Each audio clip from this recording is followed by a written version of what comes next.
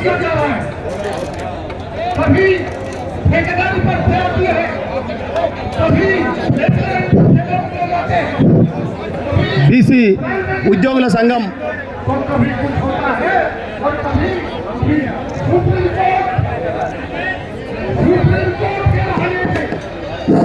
General secretary Chandrasekhar అన్న గారిని కూడా వేదిక మీకు సాధారణంగా ఆహ్వానిస్తూ ఉన్నాం.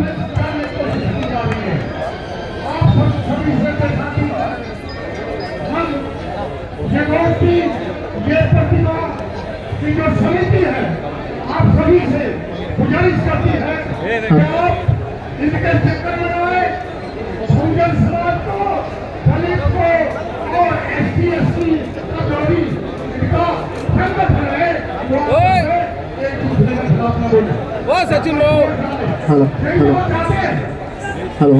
चाहते हैं इसलिए आप कोई भी व्यक्ति आप आपस में कोई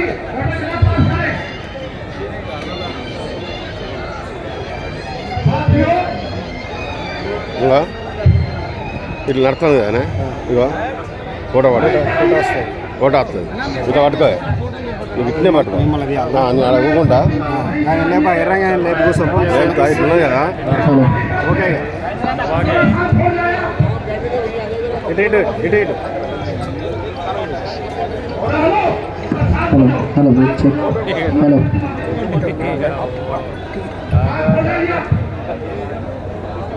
साथियों ये जंग जारी रहेगा जब तक बाबा साहब की प्रतिमा उसी स्थान पर नहीं स्थापित हो जाती। आपने देखा होगा 14 अप्रैल को बाबा साहब के लिए लाखों की संख्या में उनको श्रद्धासुमन अर्पित करने के लिए आगे आते हैं। मैं कहना चाहता हूँ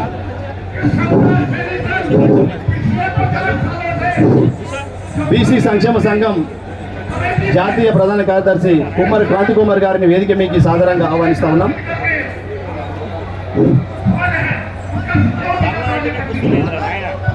మహేష్ ఒక చైర్ తీసుకో,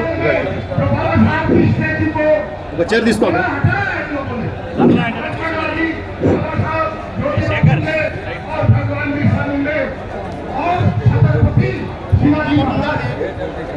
ये व्यक्ति नहीं है, ये राष्ट्र की धरोहर है। धरोहर से जो खिलवाड़ लोगों ने की है, मैं समझता हूँ इससे संबंधित इनके लिए हो नहीं सकता। मैं आपको ये विश्वास दिलाता हूँ कि जो ये बाबा साहब की प्रतिमा का संघर्ष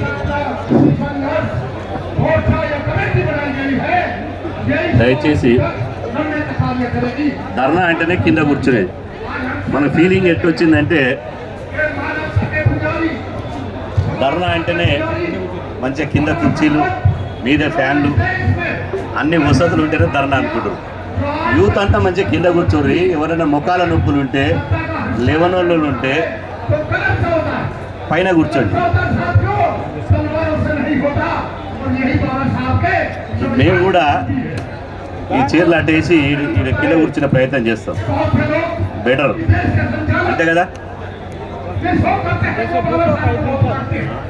ఈ చీరలు అక్కడికి పంపించేస్తాం.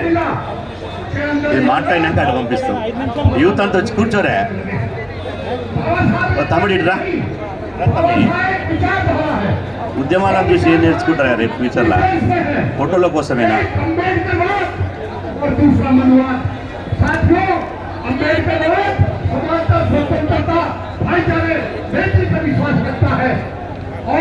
కరెక్ట్ ఒక గంట కూర్చుంటే చాలు. తమ్ముడు టైగర్ విట్రా.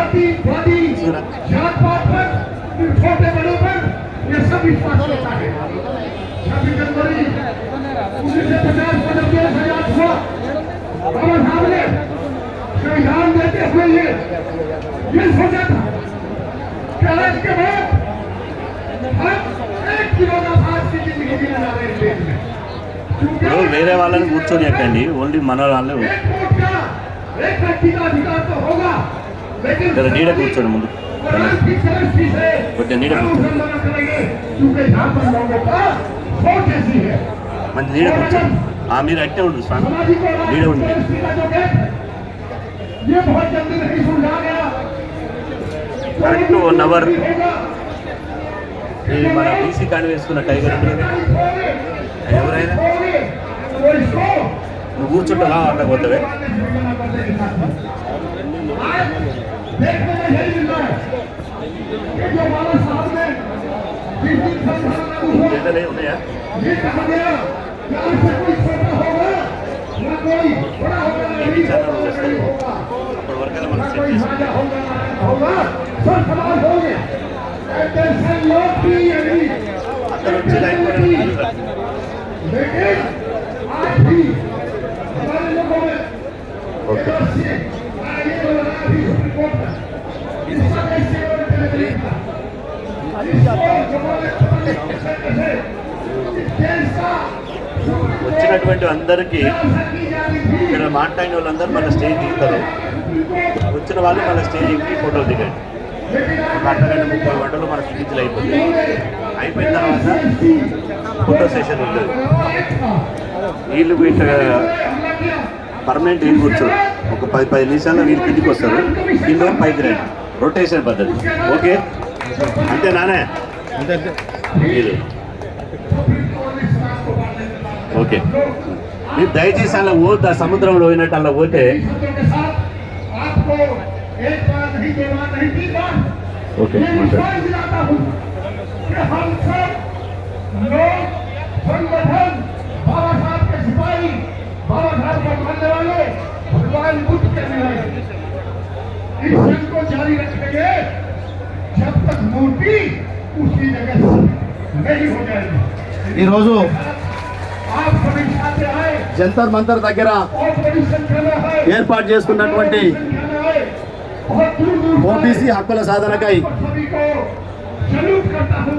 ఢిల్లీకి విచ్చేసినటువంటి తెలంగాణ, ఆంధ్రప్రదేశ్ వివిధ రాష్ట్రాల నుంచి విచ్చేసిన ప్రతి ఒక్కరికి కూడా పేరు పేరున ఉద్యమాభివందనలు తెలియజేసుకుంటూ, మరి గత 25 సంవత్సరాలుగా నిర్విరామంగా ఉద్యమ పోరాట పటిమను పట్టుకొని हम यूपी बना सकते हैं। ఒక ఆంధ్రప్రదేశ్ రాష్ట్రమే కాకుండా, ఉమ్మడి ఆంధ్రప్రదేశ్ రాష్ట్రం కాకుండా తెలంగాణ రాష్ట్రం ఏర్పడిన తర్వాత తెలంగాణలో सब लोग अपनी బీసీ ఉద్యమాన్ని నిర్మాణాత్మకంగా నిర్మించి దేశవ్యాప్తంగా ఈరోజు బీసీ ఉద్యమానికి మార్గదర్శకం చూపుతున్నటువంటి జాజుల సీనన్న గారికి స్వాగతం సుస్వాగతం గట్టి చప్పట్ల ద్వారా మనమందరం కూడా జెండాలతో, రెపరెపరాడే జెండాలతో మనం అందరం కూడా సీనన్న గారిని స్వాగతిస్తూ, మరి అదేవిధంగా ఈ వేదిక మీద వచ్చినటువంటి పెద్దలందరికీ కూడా ప్రతి ఒక్కరము స్వాగతం తెలియజేసుకుంటూ, ఎందుకంటే ఈ వేదిక మీద ఉన్నటువంటి కానీ వేదిక కింద ఉన్నటువంటి మనమందరం కూడా బీసీల హక్కుల కోసం నిరంతరంగా నిర్విరామంగా పోరాటం చేస్తూ ఉన్నాం.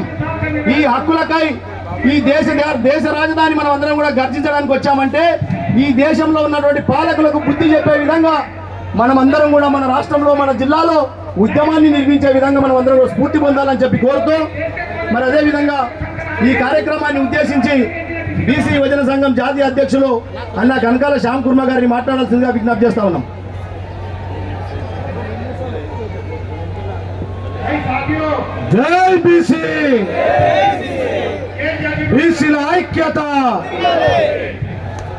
ఈరోజు దేశ రాజధాని ఢిల్లీలో బీసీల హక్కుల సాధనకై అన్ని రాష్ట్రాల నుంచి ఈ వేదిక పైన పెద్దలు మన హక్కులు సాధించడం గురించి, పాలు పంచుకోవడం గురించి, ఈ ప్రభుత్వాల మెడలు ఉంచడం గురించి వచ్చినటువంటి వేదికపై ఉన్న పెద్దలందరికీ కూడా, కింద ఉన్న పెద్దలందరికీ, శాసన ఉద్యమ నాయకులందరికీ కూడా పేరు పేరున బీసీ యువజన సంఘం తరఫు నుంచి ఉద్యమాభివందనాలు తెలియజేస్తున్నాను. ముఖ్యంగా ఇదే జంతర్ మంతర్లో మనము అంతకుముందు ప్రభుత్వం తీసుకొచ్చినటువంటి నల్ల చట్టాలు వెనక్కి తీసుకునే విధంగా పోరాడినటువంటి రైతులు, పంజాబ్ రైతులు ఎవరైతే ఉండనో వాళ్ళనే ఈ వేదిక పై నుంచి కూడా ఆదర్శంగా తీసుకుంటూ, వాళ్ళ పోరాటాన్ని స్ఫూర్తిగా తీసుకుంటూ మనము మనకు రావాల్సినటువంటి హక్కులు కేంద్ర ప్రభుత్వం బీసీల పైన చూపించిన సవితల్లి ప్రేమ, మొన్నటికి మొన్న 60% ఉన్నటువంటి జనాభా బీసీలకు 3,000 కోట్ల రూపాయల బడ్జెట్ ఇచ్చినటువంటి అసమర్థ ప్రభుత్వం ఇది. మన రాష్ట్రంలో 6,000 నుంచి 2,000 కోట్లు పెంచారు, వాళ్ళు అసమర్థులే. ఇక్కడ ఢిల్లీలో ఒక కొట్లాట, గల్లీలో ఒక కొట్లాట. ఢిల్లీలోనేమో కులగణన చేయాలి అని చెప్పేసానని, గల్లీలోనేమో డ్రామాలు ఆడుతూ స్థానిక సంస్థల ఎలక్షన్ తర్వాతనే కులగణన చేస్తామని చెప్పేసాను అక్కడ డ్రామాలు. అందుకే మొన్నటికి మొన్న మనం ఏసీ ముట్టడించడం జరిగింది. ఏసీ ముట్టడిస్తే ఏం జరిగింది అని చెప్పి మీరు అందరూ అనుకుంటుండొచ్చు. ఇక్కడ ఢిల్లీలో ముట్టడిస్తే నాంపల్లిలో గాంధీ భవన్ ఒక్కసారిగా బగబగబగలాడిపోయింది. ఏం జరుగుతుంది ఆ ఢిల్లీలో అని కొందరు చిన్న చిన్న పేడ్ ఆర్టిస్టులు ఆడ కూర్చొని మీకు చిత్తశుద్ధి ఉంటే అది చేయాలి ఇది చేయాలని చిన్న చిన్న పేడ్ ఆర్టిస్టులు ఆడ మైకులు పట్టుకొని మాట్లాడుతున్నారు. అంటే మన హక్కుల గురించి అడుక్కుంటే రావు, కేవలం కొట్లాడుతూనే వస్తాయని చెప్పేసి మరోసారి మనం మొన్న రుజువు చేసినాం. అందుగురించే మనకు కావాల్సినటువంటి సపరేట్ మినిస్ట్రీ కానీ, కులగణన కానీ, మన బడ్జెట్లో మన వాటా కానీ, ఇక్కడ ఉన్నటువంటి డిమాండ్లు క్రిమిలేర్ ఎత్తివేయడం కానీ ఇవన్నీ రావాలి అనంటే మనము సైలెంట్గా ఉండి పోరాటం చేస్తే నడవదు. ఖచ్చితంగా ఢిల్లీ గోడలు బద్దలు కొట్టాల్సిందే, కేంద్ర ప్రభుత్వాన్ని మెడలు వంచాల్సిందే. ఖచ్చితంగా ఇక్కడ ఉన్న వాళ్ళందరూ కూడా రేపు తెలంగాణలో అసెంబ్లీలో కూర్చునే స్థాయి ఖచ్చితంగా వస్తుందని చెప్పి తెలియజేస్తూ ఈ అవకాశం ఇచ్చిన పెద్దలందరికీ కూడా హృదయపూర్వక ధన్యవాదాలు తెలియజేస్తున్నాను. Thank you.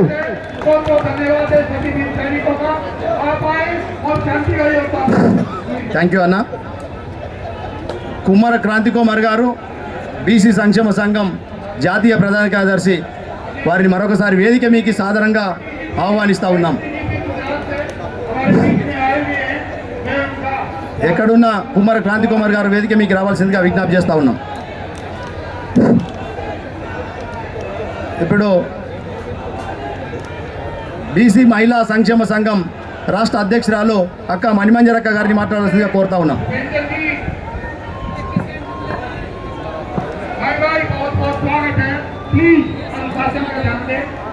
సభ అధ్యక్షత వహిస్తున్న బీసీ సంక్షేమ సంఘం రాష్ట్ర వర్కింగ్ ప్రెసిడెంట్ కులకచల శ్రీనివాస్ గారికి, సభకు ముఖ్య అతిథిగా విచ్చేసిన జాతీయ అధ్యక్షులు జాజుల శ్రీనన్న గారికి, అలాగే సచిన్ గారికి, గణేష్ చారి గారికి, బాలర్ గౌడ్ గారికి, శేఖర్ సాగర గారికి, మా తమ్ముళ్ళు విక్రమ్ గౌడ్ గారికి, శ్యామ్ గారికి, నాగేష్ గారికి, మహేష్ గారికి, నాగేష్ గారికి, ఇదిగా శ్రీనివాస్ గారికి, ఇక్కడికి విచ్చేసిన ఉద్యమకారులందరికీ కూడా హృదయపూర్వక నమస్కారాలు తెలియజేస్తూ,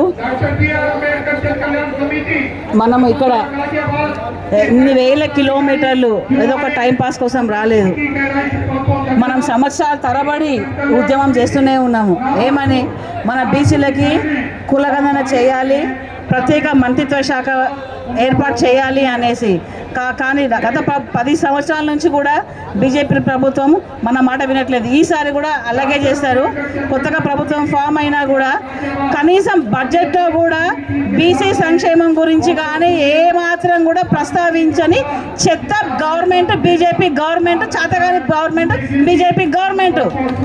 వీళ్ళని గద్దెకెక్కించడము మన బీసీలము మనమందరం చేసిన పెద్ద తప్పు.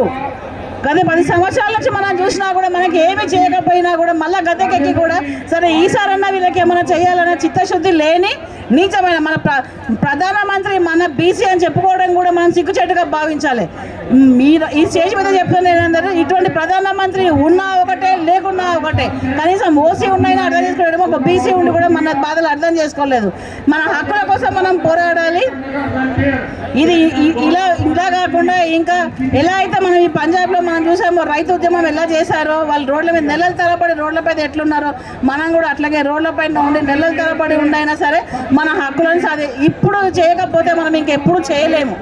కాబట్టి జాతీయ అధ్యక్షుల గారికి ఒక చిన్న వినపము, ఈ ఉద్యమము కంటిన్యూ అవ్వాలని చెప్పేసి, మన రాష్ట్రం పోయిన తర్వాత కూడా ఈ ఉద్యమం ఆగకుండా ముందుకు సాగించాలని చెప్పేసి నేను కోరుతూ, అలాగే వేల కిలోమీటర్లు వాళ్ళ కుటుంబ సభ్యులను అంతా దూరంగా పెట్టి నాతో పాటు ఇక్కడికి విచ్చేసిన మా మహిళా సోదరులందరికీ కూడా ప్రత్యేకమైన ధన్యవాదాలు తెలియజేస్తూ నాకు ఈ అవకాశం ఇచ్చినందుకు ధన్యవాదాలు.